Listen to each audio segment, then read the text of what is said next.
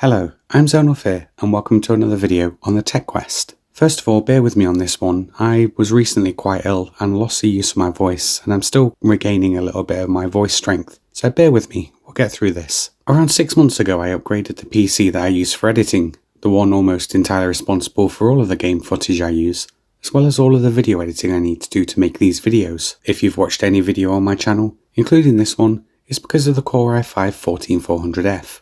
I initially reviewed it earlier this year, and for the £120 or so I paid for it, found that it meets all of my editing needs, plus doubles up as a PC I stream games from when the mood takes me. But what about longer term use? It's easy to like a brand new processor, but what is it like down the line when you've used it for a while? I covered the Core i5 extensively in my first video on this channel, but for a quick recap, the Core i5-14400F is a 10-core, 16-thread processor on socket LGA 1700. Featuring 6 performance cores with hyperthreading, the 14400F also has 4 efficiency cores, which it can use for less demanding tasks. P-core base is 2.5 GHz, with P-core turbo coming in at a pretty good 4.7 GHz, although to be fair I can probably count on one hand the number of times I've actually seen that speed. E-core base is 1.8 GHz, but it will boost up to 3.5 GHz when needed, which it does seem to reach quite a lot on those E-cores. As well as these cores, it also features 9.5 megs of L2, and 20 megs of L3 cache. When I built this PC I went for value. The 14400F sits on a GB DDR4 board,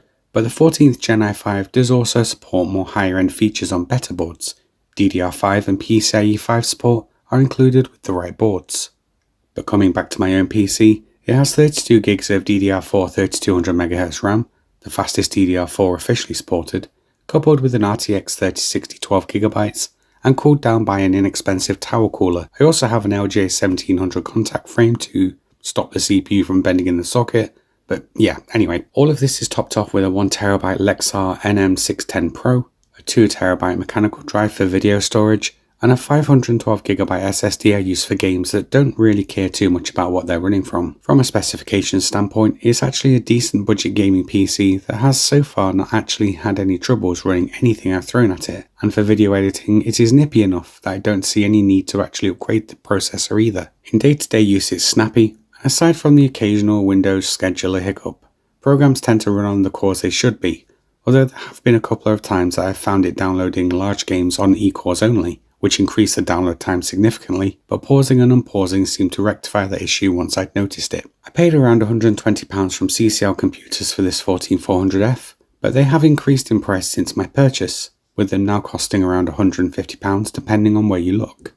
But how does that kind of money hold up over time? Let's find out. Today I've tested a whole bunch of more demanding games using the latest drivers as of the time of recording, which was around the 28th of October. I captured all of this footage while I was enjoying my first free middle-aged illness trial, and I don't recommend it, it sucked. Anyway, normally I'd use this very PC to capture footage externally, but on this occasion I've used GeForce's video capturing software and found the performance impact of this to be negligible. Maybe a couple of frames at a push, but a couple of frames is also margin of error stuff, so I feel it is still representative of the performance you can expect. We have a lot to cover today, so let's get to revisiting the i5-14400F 6 months later. As is tradition for my channel, Fallout 4 comes first.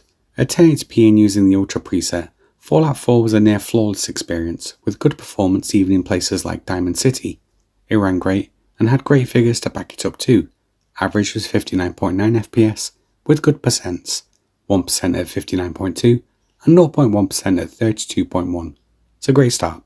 Let's move on to something a little bit more demanding now, Oblivion Remastered. This has a pretty well-earned reputation of being a bit of a troublemaker, and there were some issues here. At 1080p medium with DLSS set to balanced, Oblivion Remastered managed a good 81 FPS average overall, but that is not the whole story. There were frequent stuttering that pulled down the percentile numbers. It wasn't unplayable, not by any stretch, but it wasn't perfect either. 1% was 26, but that 0.1% was not so good, at just 3.7 FPS. It is playable but far from perfect. I'm going to follow that one up with more trouble, Borderlands 4. At 1080p medium using DLSS balanced, the 14400F did a respectable job here, and Borderlands 4 was more than playable. It broke the 60 FPS barrier at an average of 63.5 FPS, and even the 1% was a solid 40.2 FPS. The 0.1% again was low at just 6.4 FPS, But don't let that number put you off. It's still playable by that metric 99.9% of the time. Red Dead Redemption 2 was pretty great. At 1080p Ultra and using DLSS balanced, a recurring theme, I know, the 14400F had no problems making light work of Rockstar's Wild West. Going through towns like Rhodes would see a slight dip in frame rate, not unique to the i5, but the overall average was great in my half hour or so with Red Dead 2. Average was 79.9, with 1 at 58.1 and 0.1% at 42.9. Good all around. Cyberpunk 2077 is next, falling just short of 60 FPS, but close enough that I don't think it matters too much if that's your target. At 1080p high with DLSS set to balanced, the 14400F had no problems powering us to an average of 57.5 FPS, with very good percentile numbers too, 1% at 47.5, with 0.1% at 42.0. It was pretty consistent overall actually, and very easy to play like this. Kyle Crane is back in Dying Like the Beast.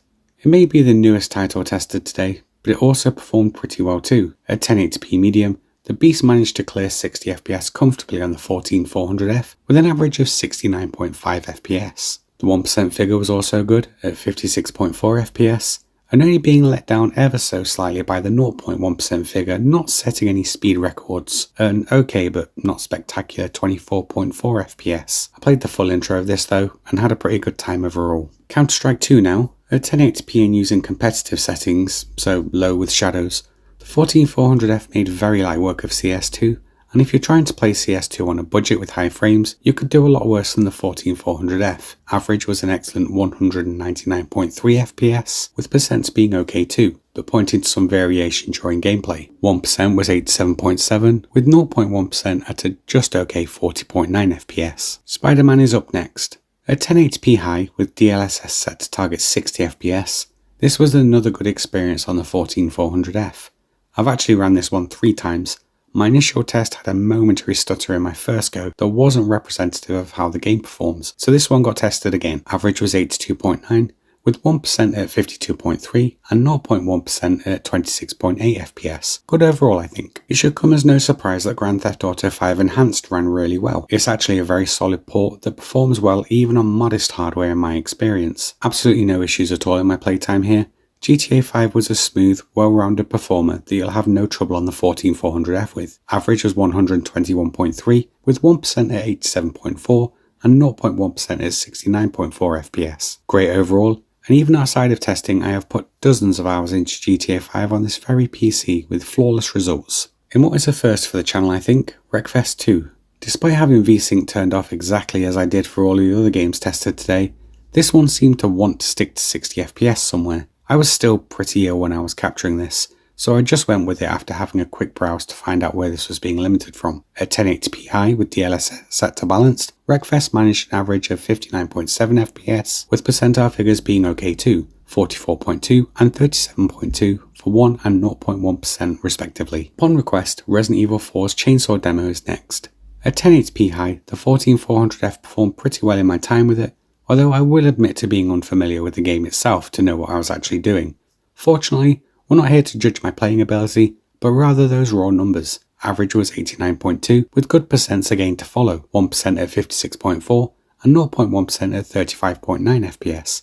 More than good enough to enjoy. Robocop Rogue City now. At 1080p high with DLSS set to balanced, again we saw pretty good results using the 14400F RTX 3060 combo. Robocop was a smooth, enjoyable experience with no problems to report, backed up by decent numbers too. Average was 84.3, with a 1.1% being 55.9 and 43.1 FPS respectively. My playtime with this can be best described as consistent, and that's ultimately what you want in your games. The Last of Us Part 1, another good performer overall at 1080p high with DLSS balanced. More indoor areas would see the i5 push past 70 FPS quite smoothly, but the more open areas like in the slums would see just under 60 FPS. Even outside though, I feel it's close enough that it doesn't really feel like a problem when the i5 dips slightly below that 60 FPS mark. And the game overall is once again consistent in its delivery. Average comes in at 78.4 overall, with percentile figures also again being decent, 1% at 52.4 and 0.1% at 39.9. The excellent Roadcraft is next.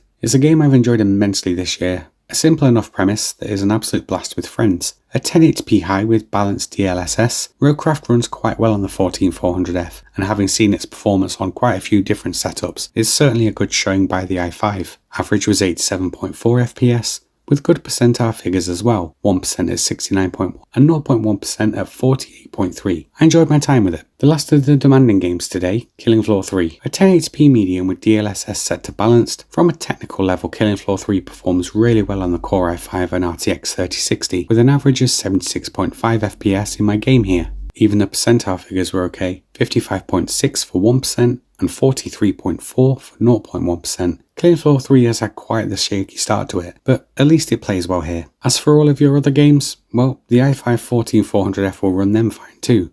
The Division 2, Dying Light, Hard Space Shipbreaker, Core i5 14400F will have no issues running them either. The only game I seem to actually have trouble with is, unbelievably, Fallout New Vegas, which just appears to be dogged by relentless crashing I've not yet found a solution for. Well, that brings us to an end for the games today.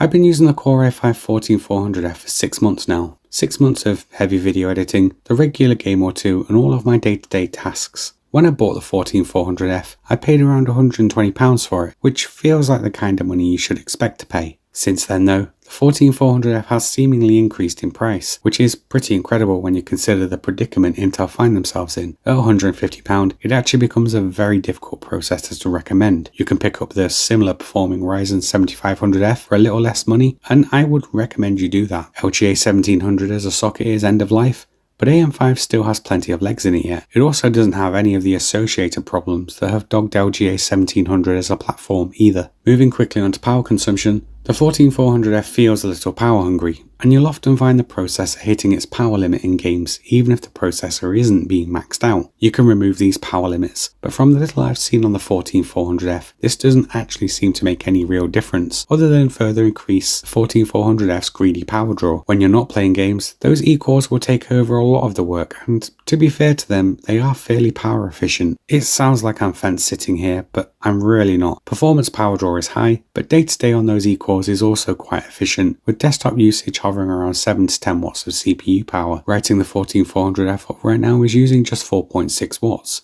It really is a processor of two halves. Have I enjoyed using the 14400F? Absolutely. It's not the fastest budget processor you can buy, not by a long shot. I do, however, use it every single day, and with the exception of New Vegas' weirdness on the 14400F, it has been utterly reliable on everything I've thrown at it, day in, day out. A short while ago I had my LGA 1851 based main PC's motherboard fail, and I ended up using my 14400F for a few days while I got a replacement, and it absolutely tided me over during my wait. Its current problem really is entirely its pricing. It would be easy to recommend at around the £100 mark, but it becomes impossible to do the same at £150. There are frankly better processors at this price point you should absolutely consider over the Intel. As for this Intel owner's experience, it's been a good one, even if it isn't winning any world records.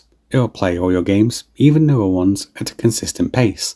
Couple it with an RTX 3060 and you'll have a relatively inexpensive gaming PC that will play anything currently out. Intel Core i5 14400F's biggest problem is its price, and if that doesn't change, I cannot recommend it when there are so many other options out there that would serve you better for the same money. I've been Zonoff here, and thank you very much for watching. Until next time, bye bye.